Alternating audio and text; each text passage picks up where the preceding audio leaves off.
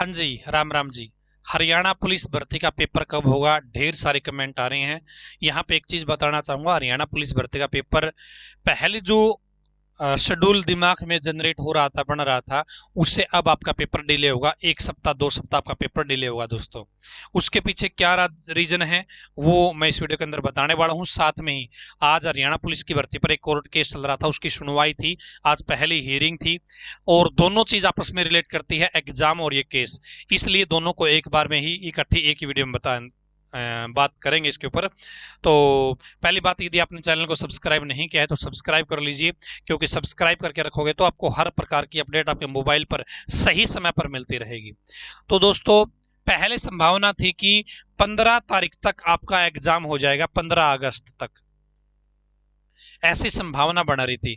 अब ये आपका एग्जाम दोस्तों तीसरे या चौथे सप्ताह में होगा। क्या है? तीसरे या चौथे सप्ताह में एग्जाम होगा। ठीक है, थोड़ा सा डिले होगा आपका पेपर। उसके पीछे कारण क्या है वो देख लीजिएगा। आज हरियाणा पुलिस के ईडब्ल्यूएस मैटर पर केस था। हरियाणा पुलिस में हाइट में छूट नहीं दी जा रही। क्या है? हरियाणा पुलिस का पीएमटी चल रहा है, उसमें ईडब्ल्यूएस के कैटेगरी को हाइट में छूट नहीं दी जा रही है। तो पिछली 3 भर्तियों में छूट मिली है, लेकिन इस भर्ती में छूट नहीं दी गई, तो बच्चे कोर्ट में चले गए। आज उसकी पहली सुनवाई थी, वहां पे एचएसएससी के बीच में और जज साहब के बीच में अच्छी खासी बहस हुई है, पक्ष विपक्ष में अच्छी खासी बहस हुई है।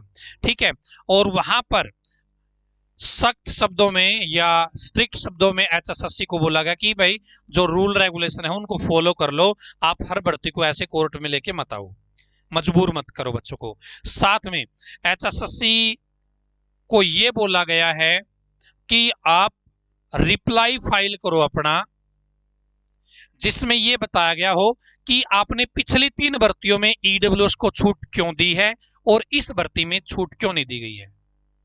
समझ रहे हो? इस भर्ती में छूट क्यों नहीं दी गई, पिछली 3 भर्तियों में क्यों दी है, ये आप रिप्लाई फाइल करो। जब पिछली 3 भर्तियों में दी गई है तो इस भर्ती में कौन सा सांप गया, ऐसा बोला गया है। तो अब 8 अगस्त तक एचएसएससी को रिप्लाई फाइल करना है, और अगली जो डेट है सुनवाई की वो 8 अगस्त ही है।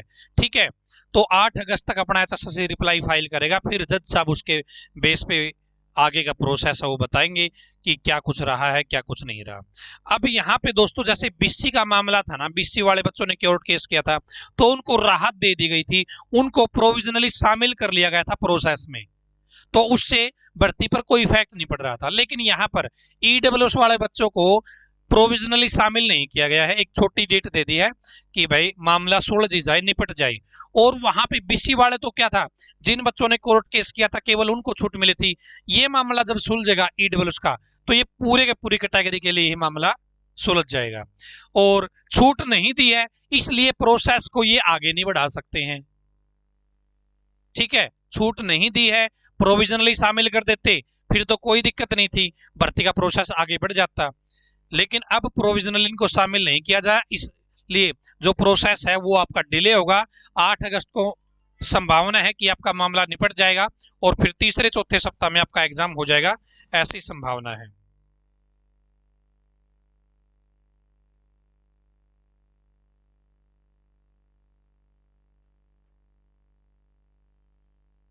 ठीक है जी, तो ये थी आज की अपडेट, इसलिए पेपर डिले होगा, मैं इसलिए बता रहा था।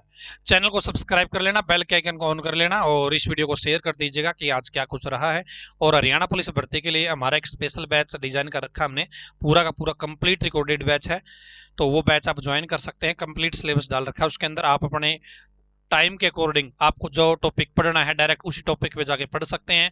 आपको जिस टाइम क्लास लगानी है उसी टाइम क्लास लगा सकते हैं, तो ये बेहतरीन ऑप्शन है आपके लिए।